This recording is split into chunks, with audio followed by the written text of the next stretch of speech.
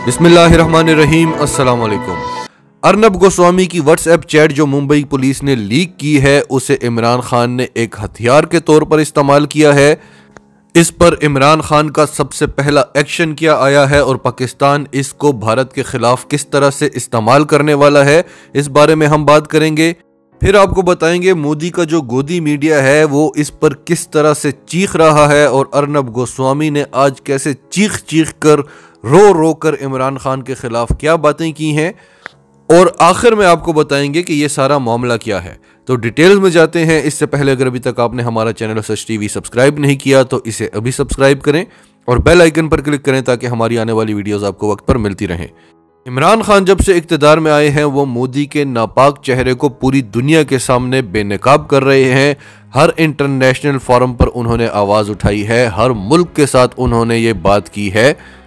उन्होंने दुनिया को बताया है कि जिसे आप सेक्युलर इंडिया कहते हैं वो असल में है क्या, आरएसएस का नज़रिया क्या है और किस तरह से बीजेपी आरएसएस के नज़रिए को लेकर चल रही है।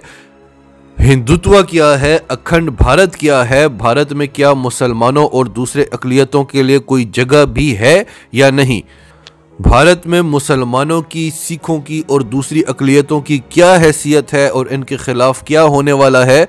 इमरान खान बार बार हर इंटरनेशनल फोरम पर ये सारी चीज़ें बेनकाब करते रहे। इमरान खान ने मोदी को हिटलर से तशबीह दी और उसके बाद दुनिया का हर बड़ा मैगजीन मोदी को हिटलर से तशबीह दे चुका है। फिर आर्टिकल 370 और 305 का खात्मा, सिटीजनशिप एक्ट, किसानों के खिलाफ जो बिल लेकर आए हैं सिखों को कमज़ोर करने के लिए, और इस तरह की मोदी की कई हरकतें जिन्होंने इमरान खान की बात को सच्चा साबित किया और आलमी इदारों ने तहकीकात शुरू की और तकरीबन हर आलमी इदारे ने भारत को दहशतगर्द, इंतहा पसंद और अक़लियतों के लिए ख़तरनाक तरीन मुल्क करार दिया। और ये सब कुछ हुआ सिर्फ 2-2.5 सालों के अंदर अंदर। भारत जो कई दिहाइयों से पाकिस्तान को तन्हा करने के लिए काम कर रहा था और उस पर उसने अरबों डॉलर्स की इन्वेस्टमेंट की थी, वो सारी गेम सिर्फ 2-2.5 सालों के अंदर अंदर पलट गई।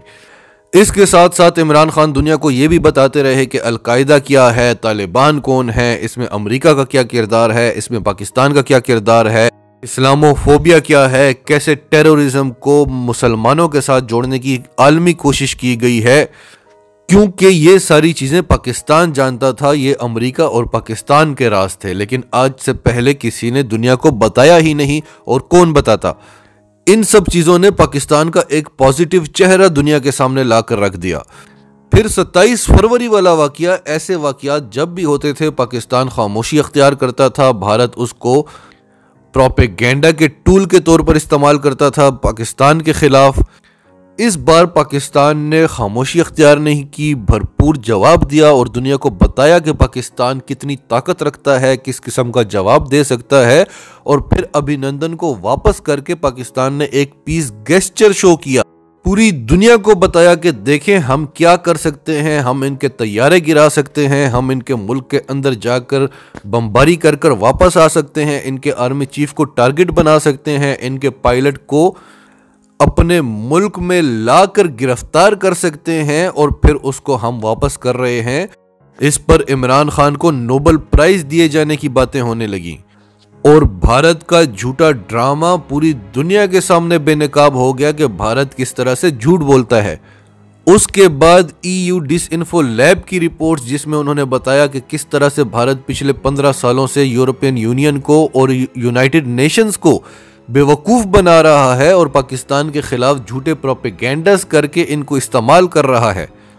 फिर पाकिस्तान के DGISPR जनरल बाबर इफ्तिखार और पाकिस्तान के फॉरेन मिनिस्टर शाह महमूद कुरैशी ने पूरी दुनिया के सामने सबूत रखे कि किस तरह से भारत अफगानिस्तान में दहशतगर्दी को फ़रोग़ दे रहा है, किस तरह से दाइश को सपोर्ट कर रहा है, उनको फंडिंग कर रहा है। इसके अलावा TTP को, BLA को सपोर्ट और फंडिंग कर रहा है, इनको ट्रेनिंग भी दे रहा है। और किस तरह से पाकिस्तान में दहशतगर्दी के वाक़यात हो रहे हैं जिनके पीछे भारत का हाथ है। और सिर्फ पाकिस्तान में ही नहीं, दुनिया में होने वाले कई दहशतगर्दी के ऐसे वाक़यात हैं जिनमें भारत का हाथ है। उसके बाद पाकिस्तान ने चीन के साथ मिलकर भारत को गर्दन से दबोच लिया और भारत के जितने हमसाए जो भारत के साथ थे उनको भी भारत के हाथ से छीन लिया, जिनमें नेपाल है, भूटान है, जिनमें मालदीव है, म्यांमार है, बांग्लादेश है, और सबसे बड़ी बात ईरान और अफगानिस्तान जो पाकिस्तान के खिलाफ इस्तेमाल होते थे और पाकिस्तान चारों तरफ से घिरा हुआ था, अब वो भी भारत का साथ छोड़ चुके हैं और पाकिस्तान के साथ हैं। और तो और रूस, जिनके भारत के साथ तारीखी ताल्लुकात थे और पाकिस्तान के साथ तारीखी दुश्मनी थी, अब वो भी पाकिस्तान के हक में बातें कर रहा है। और इस हवाले से वो भारत को भी क्लियर जवाब दे चुका है कि पाकिस्तान के हमारे साथ जो बढ़ते हुए ताल्लुकात हैं, इसमें भारत को मुदाखलत नहीं करनी चाहिए। और सऊदी अरब के वज़ीर ख़ारजा को भी रूस पैगाम दे चुका है कि अगर आपने रूस के साथ दोस्ती करनी है तो आपको इस्लामाबाद और बीजिंग के रास्ते आना होगा। तो इस सब के बाद अब पूरी दुनिया जान चुकी है कि भारत असल में है क्या, और EU डिसइंफो लैब की रिपोर्ट के बाद अगर कोई भी दूसरा मुल्क होता तो वो शर्मिंदगी के मारे मुंह दिखाने के काबिल ना रहता, लेकिन उसके बावजूद भी भारतीय मीडिया अपनी हरकतों से बाज नहीं आया। और हाल ही में उन्होंने पाकिस्तान के एक साबिक ब्यूरोक्रेट जफर हिलाली की एक वीडियो को एडिट करके बताया, जिसमें असल क्लिप में वो कह रहा है कि भारत पुलवामा हमले के बाद जो पाकिस्तान में सर्जिकल स्ट्राइक्स करके 300 बंदों को मारना चाहता था, उसके क्लिप को एडिट करके ये बताया गया कि 300 बंदों को मारा गया है। और जब असल वीडियो दुनिया के सामने आई तो फिर भारतीय मीडिया ने माफ़ी भी मांगी। और इससे पहले भी कई बेशुमार वाक़यात हैं जिनके बाद पै दर पै भारतीय मीडिया दुनिया के सामने बेनकाब होता रहा। अब असल में हुआ क्या है? मुंबई की हुकूमत मोदी सरकार को पसंद नहीं करती और मोदी सरकार ने सारा भारतीय मीडिया खरीदा हुआ है। अर्नब गोस्वामी वो भारतीय एंकर है जिसको आप मोदी का सबसे बड़ा पिट्ठू कहें तो गलत नहीं होगा। और अब तक जितने भी भारतीय एंकर हैं जो पाकिस्तान के खिलाफ बकवास करते हैं, उनमें भी सबसे बड़ा नाम अर्नब गोस्वामी का है। इस एंकर को मुंबई पुलिस ने एक केस में गिरफ्तार किया था और उसके बाद मुंबई पुलिस ने एक व्हाट्सएप चैट लीक की है, जो हमारा मानना है कि भारतीय इस्टेब्लिशमेंट ने मुंबई पुलिस के हवाले की होगी मोदी को नकेल डालने के लिए। उस चैट में बहुत सारी बातें सामने आई हैं कि किस तरह से अर्नब गोस्वामी और भारतीय मीडिया को मोदी सरकार इस्तेमाल कर रही है। और सबसे बड़ी बात इस चैट की ये है कि इसमें अर्नब गोस्वामी अपने एक दोस्त के साथ बात कर रहा है और उसे बता रहा है कि किस तरह पुलवामा हमले से पहले ही अर्नब गोस्वामी को पता था कि क्या होने वाला है और पहले ही ये वहां पर कैमरा लेकर पहुंचा हुआ था। और इसके अलावा भी बहुत सारे सवालात हैं कि वहां पर वो गाड़ी कैसे पहुंची, इतनी सख्त सिक्योरिटी के बावजूद इतना बारूदी मवाद कैसे लाया गया, बहुत सारी बातें। लेकिन सबसे बड़ा सवाल कि अर्नब गोस्वामी को कैसे पता था कि भारतीय फौज पर हमला होने वाला है। और फिर उसके बाद ये उस बात पर गमज़दा या अफसोस का इजहार नहीं कर रहे, बल्कि इन्होंने सेलिब्रेट किया, खुशी मनाई। फिर उसके बाद अर्नब गोस्वामी को यह भी पता था कि पाकिस्तान पर भारत सर्जिकल स्ट्राइक्स का इरादा रखता है और पहले से ही तैयारी हो चुकी थी। सर्जिकल स्ट्राइक्स नाकाम होती हैं या कामयाब होती हैं, पाकिस्तान क्या जवाब देता है, इस सब से कोई फर्क नहीं पड़ना था, क्योंकि भारतीय मीडिया पहले ही तैयारी कर चुकी थी कि हमने क्या रिपोर्ट देनी है, किस तरह से भारतीय फौज को और मोदी सरकार को हमने कामयाब करार देना है और किस तरह से इस सब को पाकिस्तान के खिलाफ इस्तेमाल करना है। अब ये एक ऐसी इन्वेस्टिगेशन है जो भारत के अंदर से ही आई है। इसमें ना यूरोपियन यूनियन का कोई हाथ है, ना आलमी इदारों का कोई हाथ है, ना पाकिस्तान का कोई हाथ है। ये भारत के अंदर से ही ये व्हाट्सएप चैट लीक हुई है और व्हाट्सएप इसकी तस्दीक भी कर चुका है और ये 500 सफ़हात पर मुश्तमिल है। तो पाकिस्तान के वज़ीर आज़म इमरान खान ने इस पर एक ट्वीट की है कि मैंने पहले ही बताया था कि किस तरह से मोदी सरकार ने अपने मफादात के लिए पुलवामा हमला करवाया है और किस तरह से भारतीय मीडिया मोदी के कहने पर चलता है।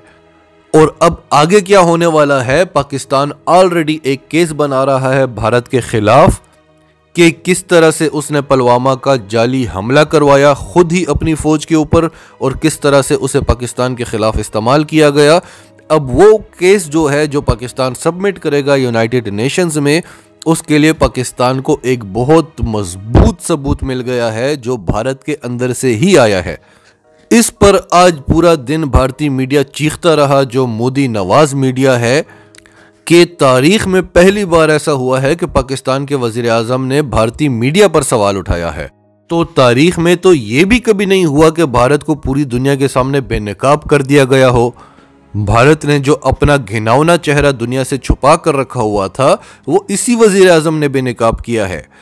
और पाकिस्तान और चीन मिलकर जो भारत के खिलाफ फैटफ में कार्रवाइयां कर रहे हैं, हालांकि पाकिस्तान जानता है कि अब पूरी दुनिया भारत की असलियत जान चुकी है और पाकिस्तान की भी असलियत जान चुकी है, लेकिन ये सारे टैक्टिक्स हैं पाकिस्तान को प्रेशराइज करने के, पाकिस्तान को ब्लैकमेल करने के। अमेरिका, भारत, इसराइल और जो भी मुसलमान मुखालिफ कुव्वतें हैं, जो इस्लाम मुखालिफ कुव्वतें हैं, जो भारत नवाज कुव्वतें हैं, या जो भारत का साथ इसलिए देती हैं कि भारत एक बहुत बड़ी आलमी मंडी है, वो फैटफ में पाकिस्तान के खिलाफ और भारत के साथ खड़ी हुई हैं। लेकिन पाकिस्तान सबूत रख रहा है, और ऐसे सबूत रख रहा है कि कई ऐसी ताकतें हैं जो ना चाहते हुए भी पाकिस्तान के हक में और भारत के खिलाफ आवाज उठा रही हैं। और इसकी एक ताज़ा मिसाल है कि यूनाइटेड नेशंस की दो इंतहाई अहम कमेटियां हैं, अलकायदा पर पाबंदियों के हवाले से और अफगानिस्तान में अमन के हवाले से, जिनकी रुकनियत, जिनकी लीडरशिप भारत को मिलने वाली थी, जिसकी पूरी तैयारी हो चुकी थी, और भारत इस पर पाकिस्तान को बड़ी आंखें भी दिखा रहा था। और आखिर में उसको ये रुकनियत इस वजह से नहीं मिली कि इन कमेटियों की सरबराही को भारत पाकिस्तान के खिलाफ इस्तेमाल करने की कोशिश करेगा, और दूसरी वजह यह बताई गई कि भारत तो अफगानिस्तान में अमन चाहता ही नहीं है, तो उसको इन कमेटियों की सरबराही देने का कोई जवाज नहीं बनता। ये पाकिस्तान की एक बहुत बड़ी आलमी सिफारती फतह थी और भारत की एक बहुत बड़ी शिकस्त थी, और पाकिस्तान इसी तरह अपने मौक़िफ़ पर खड़ा रहा और आलमी प्रेशर को बर्दाश्त करता रहा। तो इंशाअल्लाह अल्लाह ताला पाकिस्तान का साथ देगा और पाकिस्तान कामयाब होगा। नाजरीन, आपका इस सब के बारे में क्या कहना है? कमेंट्स में अपनी राय का इजहार करते रहें, और अगर आप हमारे चैनल पर नए हैं तो अभी सच टीवी को सब्सक्राइब करें, सच टीवी फैमिली का हिस्सा बने, और हमारी वीडियोज़ पसंद आएँ तो इन्हें लाइक करें, शेयर करें, ताकि ज़्यादा से ज़्यादा पाकिस्तानियों तक ये मैसेजेस पहुँचते रहें।